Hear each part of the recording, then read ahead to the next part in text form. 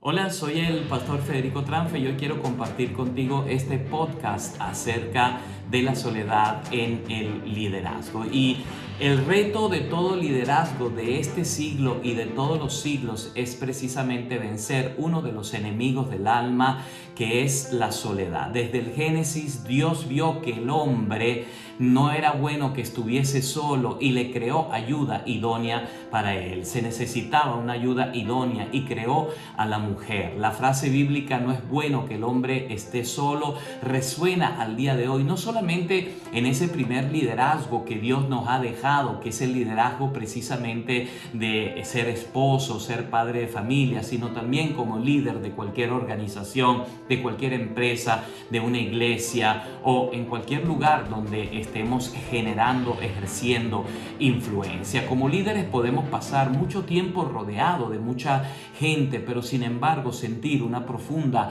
soledad. Y toda posición en la que se alcance la cumbre, la cima, conlleva momentos de soledad. Saber que la responsabilidad que tenemos en la conducción de una empresa, de una iglesia o quizás de cualquier organización, saber que hay que tomar ciertas decisiones difíciles, muchas veces conlleva momentos de soledad y conlleva momentos de aislamiento que son reflexivos, y en muchos casos, si no se es capaz de drenar la soledad, esta puede conducir al líder a una etapa de cansancio y de abandono. El liderazgo es un trabajo muchas veces solitario, sin embargo hay que buscar las herramientas para poder enfrentar la soledad. Existen dos tipos de aislamiento: el aislamiento bueno y el aislamiento malo.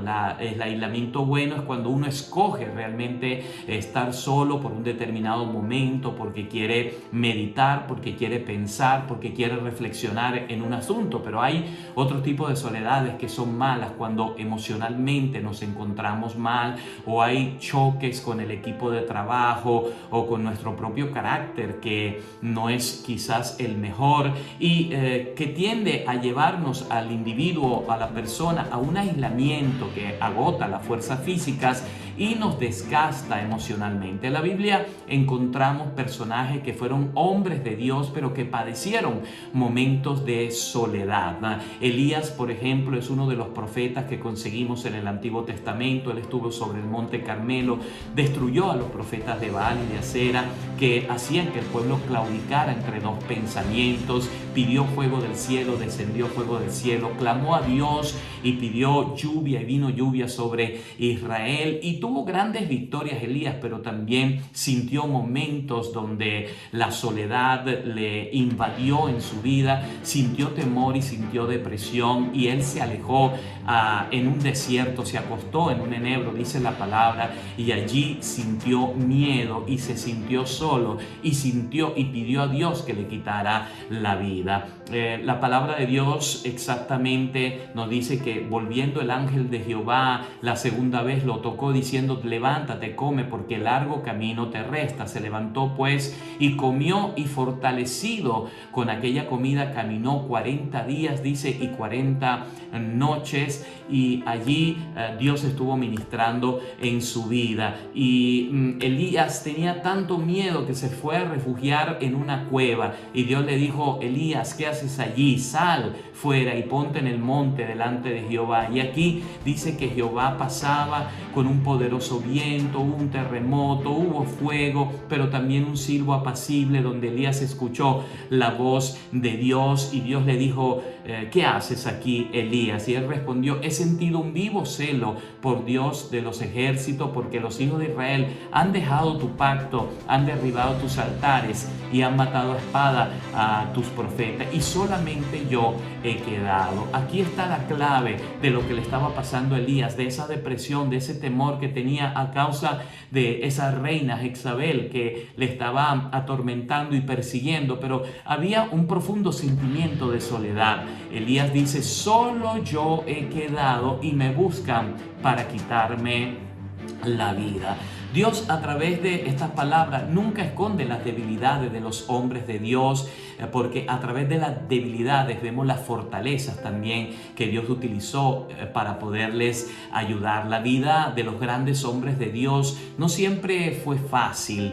Esos ejemplos que nosotros vemos realmente nos enseñan a soportar los momentos de soledad y a vencer la depresión y los temores. Una de las cosas que podemos aprender es que la soledad en el ministerio nunca es buena. Elías aquí en este pasaje lo encontramos solo en el desierto. La gran lección que necesitamos como líderes es que nos necesitamos de rodear de verdaderos amigos, esos amigos que en todo momento están con nosotros, que nos tienden una mano y que nos dicen cuenta conmigo. Muchos líderes realmente se rodean al día de hoy de fans, pero los fans hoy están contigo mientras estás en la cumbre, mientras eres una estrella, pero cuando dejas de ser estrella, lo que quedan son los verdaderos amigos y tu familia a tu lado. Así que rodéate de verdaderos amigos. Elías tenía un criado, pero realmente no tenía un verdadero amigo. Hay muchos líderes que tienen criados que les rodean, pero no verdaderos amigos. Jesús es el gran ejemplo de ese líder que se rodeó de amigos y que en los momentos difíciles esos amigos estuvieron con Jesús. Cuando Jesús estaba en la cruz del Calvario, ahí estaba María Magdalena, ahí estaba Juan el discípulo, ahí estaban otros de los discípulos y estaba María, su madre, con él. Él no quedó solo en el momento más difícil de su partida como ser humano de esta tierra. El profeta Elías, sin embargo, era un hombre apasionado en lo que hacía, era valiente y obediente, pero aquí lo vemos deprimido, lo vemos solo yo he quedado. Y es que cuando ataca la soledad a nuestra vida, luego viene la depresión y luego viene también los momentos, ¿verdad?, de temor. El origen de la angustia de Elías era la soledad en su ministerio. El ministerio no se puede llevar adelante solo. Se requiere de verdaderos colaboradores, coach, mentores que estén contigo para que te puedan ayudar en esos momentos difíciles. La soledad en la vida del líder hará que nos ahoguemos en nuestras propias palabras, en nuestros propios pensamientos, en nuestras propias historias. En el libro Tus amistades y la Biblia, el autor menciona que los solitarios huyen y los que tienen amistades se mantienen en el propósito.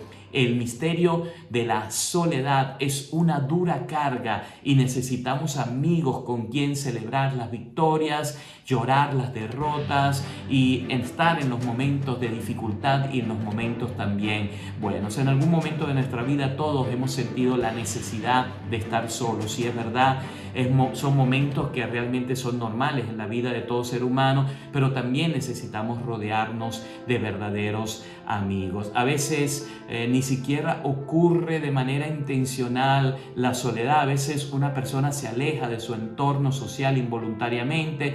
Los psicólogos llaman a esto el aislamiento social. Es más común de lo que quizás muchas veces nosotros imaginamos. Hay algunas cosas, algunos factores que necesitamos evitar en nuestra vida que producen el aislamiento. Por ejemplo, el éxito nos conduce muchas veces al narcisismo y a la soledad. La presión sobre el liderazgo por ser exitoso, por llegar a ser famoso, producen en nosotros mucho estrés, y el estrés produce desgaste emocional, y el desgaste en el liderazgo con las múltiples tareas en las que un líder tiene que estar involucrado producirá vanagloria, narcisismo, y es ahí donde se deja de escuchar la voz de Dios. Esto le pasó a Saúl. El rey Saúl se volvió narcisista, se vanaglorió, se enorgulleció y dejó de escuchar la voz de Dios. Y otra de las cosas que pueden interferir en nuestra vida para producir soledad es el despotismo, y esto le pasó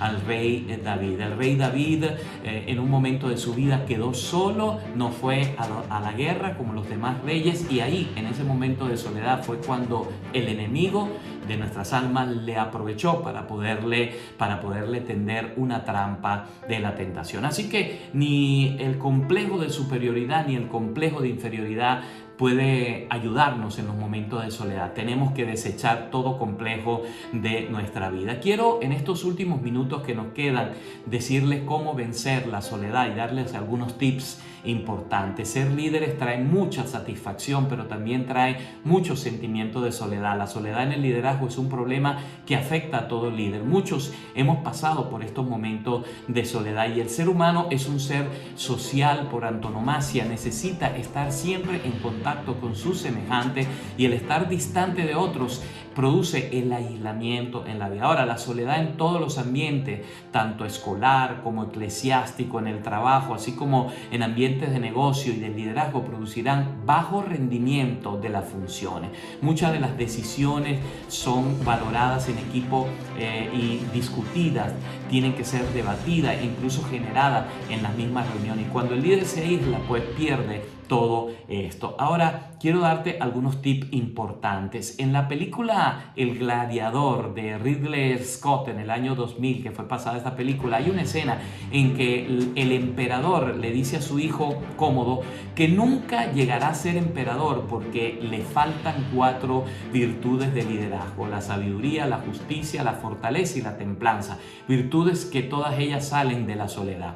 El pensamiento normal que encontramos es que el líder debe aguantar la presión de todo y gestionar a la mejor manera el entorno de su equipo. Pero realmente esto no implica que el líder deba encerrarse en sí mismo y aislarse. Una de las cosas que tú puedes utilizar para poder vencer la soledad es construir un equipo de apoyo en esos momentos difíciles, personas que estén a tu lado y que sean un verdadero equipo, que trabajen en conjunto, codo a codo contigo. Otra cosa es no actuar solo y evitar el síndrome del llanero solitario. Siempre debemos tener mentores, coach, pastores a nuestros lados o líderes de líderes que estén a nuestro lado, y sobre todo expresar agradecimiento. Una de las cosas que hace cuando expresamos el agradecimiento, el profundo agradecimiento, dicen los médicos y los psicólogos que se libera una hormona llamada oxitocina, y esa hormona te produce confianza, te produce